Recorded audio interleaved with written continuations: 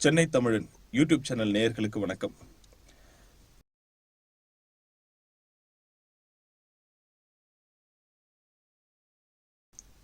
அதாவது இன்னைக்கு இருக்கிற காலகட்டத்தில் நிறைய பேர் வந்துட்டு கண்டிப்பாக நான் ஓட்டு போடுவேன், அதாவது இந்த விரலில் மை வச்சுட்டு செல்ஃபி எடுத்துட்டு ஃபோட்டோ போடுறதுக்காக வச்சு ஓட்டு போடுவேன் அப்படின்னு சொல்கிற நிறைய பேரை நான் இங்கே பார்த்துருக்கேன்.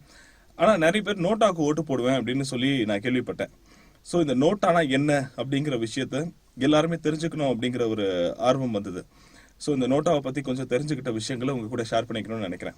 அதாவது இந்த நோட்டா அப்படிங்கிற ஒரு சிஸ்டம் வந்துட்டு 2009 அந்த காலகட்டத்தில் தான் வந்து நமக்கு வந்து, அதாவது பிஎம் எலெக்ஷன் நடந்த சமயம் அது. அந்த நேரத்தில் வந்துட்டு நிறைய ஓட் பர்சன்டேஜஸ் வந்துட்டு போலாக மாட்டேங்குது, நிறைய பர்சன்டேஜ் மக்கள் வந்துட்டு ஓட்டு போட மாட்டேங்கிறாங்க. எதுக்காக அப்படின்னு சொல்லிட்டு ஒரு சர்வே எடுத்து பார்க்கும்போது இருக்கிற எந்த கேண்டிடேட்ஸுமே எங்களுக்கு பிடிக்கல, இருக்கிற எந்த கட்சிகளையுமே எங்களுக்கு பிடிக்கல அப்படின்னு சொல்றாங்க அப்படின்னு ஒரு ரிப்போர்ட் வந்துருது. ஸோ இந்த மாதிரியான ஒரு சிச்சுவேஷன் நிலவிட்டு இருக்கும்போது கள்ள ஓட்டுகள் அதிகமாக வருது அப்படிங்கிறதும் ஒரு கம்ப்ளைண்ட்ஸ் வந்துட்டு இருந்துச்சு.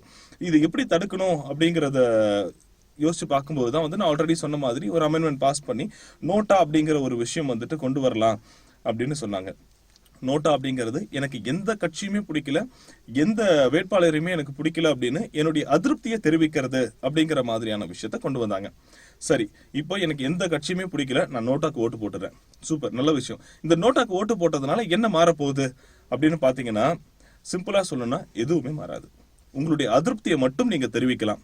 நோட்டாக்கு ஓட்டு போட்டதுனால எதுவுமே மாறாது அப்படிங்கிறது உண்மை. ஏன்னா ஃபார் எக்ஸாம்பிள், ஒரு தொகுதியில, ஒரு கற்பனைக்காக சொல்றேன், ஒரு தொகுதியில 1000 ஓட்டர்ஸ் இருக்காங்க, வாக்காளர்கள் இருக்காங்க அப்படின்னா இதுல 999 பேர் நோட்டாக்கு ஓட்டு போட்டாங்க. ஒரே ஒருத்தர் மட்டும் ஒரு சின்னத்துல ஒருத்தர் ஓட்டு போட்டிருக்காரு அப்படின்னா என்ன ஆகும்னு பாத்தீங்கன்னா, அந்த ஒருத்தர் அவர் மட்டும்தான் எம்எல்ஏ ஆவார். MLA, MP, councillor, what ever அவர் ஆவார். மற்ற 999 அதிருப்தி மட்டும்தான். ஸோ இப்படிதான் வந்து இது வடிவமைக்கப்பட்டது. ஆனா இந்த நோட்டாவை வந்துட்டு இன்னும் டெவலப் பண்ணலாம் அப்படிங்கிற ஒரு சில சஜஷன்ஸ் வந்துட்டு கொடுக்கப்பட்டிருக்கு இப்போ ரீசெண்ட் டைம்ல.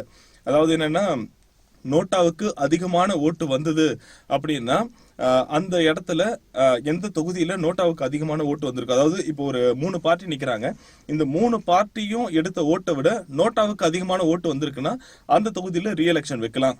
இது வந்து சஜஷனா மட்டும்தான் இருந்துகிட்டு இருக்கு, இன்னும் இம்ப்ளிமெண்ட் பண்ணல, இப்போ வரைக்கும் இம்ப்ளிமெண்ட் பண்ணல. இப்போ ஒரு 3 பார்ட்டி இருக்கு, 3 பார்ட்டியில வந்துட்டு அவங்க எடுத்த ஓட்டை விட நோட்டா அதிகமா ஓட்டு எடுத்திருக்குன்னா அவங்களுக்கு வந்து ரீஎலெக்ஷன் வைக்கலாம் ஒண்ணு. அதே மாதிரி எந்த பார்ட்டி நோட்டாவை விட கம்மியா ஓட்டு வாங்கியிருக்கோ அந்த பார்ட்டியினுடைய லைசன்ஸை கேன்சல் பண்ணலாம் அப்படிங்கிற மாதிரியான ஒரு சஜஷனும் வச்சிருக்காங்க. எந்த கேண்டிடேட் நோட்டாவை விட கம்மியான ஓட்டு வாங்கியிருக்காரோ அவருக்கு வந்துட்டு ஒரு மினிமம் ஒரு 6 வருஷமாச்சு இந்த மாதிரி எலெக்ஷன்ல கண்டெஸ்ட் பண்ணக்கூடிய தகுதி இல்லை அப்படிங்கிற மாதிரி சொல்லலாம் அப்படிங்கிற மாதிரியான ஒரு நிலைப்பாடும் வச்சிருக்காங்க. இந்த மாதிரி ஒரு சில சஜஷன்ஸ் வந்து வச்சிருக்காங்க, இன்னும் இம்ப்ளிமெண்ட் ஆகல அப்படிங்கிறது தான் உண்மை. ஸோ இப்போ வரைக்கும் வந்துட்டு நம்ம நோட்டாக்கு ஓட்டு போடுறதுனால எந்த ஒரு சேஞ்சஸும் வராது. என்ன ஒரே ஒரு நல்ல விஷயம் அப்படின்னா, நம்ம ஓட்டை யாரும் கள்ள ஓட்டா போட்டுறாம நம்மளுடைய அதிருப்தியை தெரிவிக்கலாம். ஃபியூச்சர்ல கண்டிப்பா ஒரு நல்ல விஷயம் வரும் அப்படிங்கறத நம்ம கண்டிப்பா நம்புவோம். ஆனா ஒரு சில மித்து இருக்கு. என்ன அப்படின்னா, நோட்டாவுக்கு அதிகமான ஓட்டு வந்துருச்சுன்னா ஜனாதிபதி ஆட்சி வந்துடும், கவர்னர் ஆட்சி வந்துடும், அந்த ஊர்ல இருக்கிற கலெக்டரே வந்துட்டு ஆட்சிக்கு வந்துடுவார் அப்படின்னு. அதெல்லாம் சுத்த ஹம்பக், எதையும் நம்பாதீங்க. ஜனாதிபதி ஆட்சி, கவர்னர் ஆட்சி எல்லாம் கண்டிப்பா வராது. தேர்ந்தெடுக்கப்பட்டவங்க மட்டும்தான் இங்க ஆட்சி செய்ய முடியும். அதுதான் மக்களாட்சி. யார் எந்த கேண்டிடேட் வந்து நிக்கிறாங்களோ அவங்க வந்துட்டு மக்களுக்கு பிடிச்சிருக்கு அப்படின்னு சொல்லிட்டு மக்கள் ஓட்டு போட்டு அவங்க தேர்ந்தெடுத்தா மட்டும்தான் எம்எல்ஏவும் எம்பியாவும் ஆக முடியும். இதுல ஒரு சில விஷயங்கள் வந்துட்டு லீனியன்ட்லாம் இருக்கு. ராஜ்யசபா எம்பி இன்னைக்கு வந்துட்டு கூட்டணியில வந்துட்டு பேசிட்டு இருக்கும்போது கூட 7 சீட்டு பிளஸ் ஒரு ராஜ்யசபா எம்பி சீட்டு எல்லாம் வந்துட்டு சொல்றாங்க இல்லையா. இந்த ராஜ்யசபா எம்பி அப்படிங்கிறது என்னன்னா, நியமனத்துல வரக்கூடிய ஒரு எம்பி, இருக்கக்கூடிய அந்த எம்பிஸ் எல்லாமே சேர்ந்து ஒருத்தரை நியமனமா வைக்க முடியும். ஸோ ஒரு 2 எம்பிக்கு உண்டான ஒரு பவர் வந்து அந்த ஒரு ராஜ்யசபா எம்பிக்கு இருக்கும். ஸோ இந்த மாதிரியான ஒரு சில விஷயங்களும் இருக்கு. ஆகவே இனிமே நோட்டாக்கு ஓட்டு போடும்போது இதை தெரிஞ்சுக்கிட்டு ஓட்டு போடுங்க. பெருசா எந்த சேஞ்சஸும் வந்துடாது, நம்மளுடைய அதிருப்தியை மட்டும் நாம தெரிவிச்சுக்க முடியும் அப்படிங்கறத நான் உங்ககிட்ட ஷேர் பண்ணிக்கணும்னு நினைச்சேன். ஸோ இன் ஃபியூச்சர்ல நோட்டாவுக்கு வந்துட்டு இன்னும் இப்போ இவங்க கொடுத்த மாதிரியான சஜஷன்ஸ்ல ஏதாவது ஒன்று வந்ததுன்னா நல்லா இருக்கும் அப்படின்னு நம்ம நினைப்போம். ஸோ இந்த மாதிரியான நிறைய வீடியோஸ் உங்களுக்காக காத்துட்டு இருக்கு. தொடர்ந்து எங்களுடைய வீடியோஸை பார்க்கணும்னா மறக்காம சென்னை தமிழன் யூடியூப் சேனலை சப்ஸ்கிரைப் பண்ணுங்க. பக்கத்தில் இருக்கிற பெல் ஐக்கானையும் மறக்காம கிளிக் பண்ணிடுங்க. நாங்க போடுற எல்லா வீடியோஸ்க்கும் நோட்டிபிகேஷன்ஸ் உங்களுக்கு வரும்.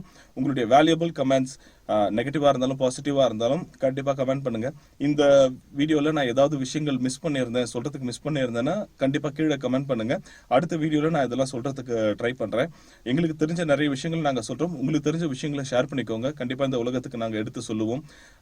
உங்களுடைய கருத்துக்கள் எதுவா இருந்தாலும் ப்ளீஸ் கமெண்ட் பண்ணுங்க. சிரமேற்கொண்டு ஏத்துக்கிறோம்.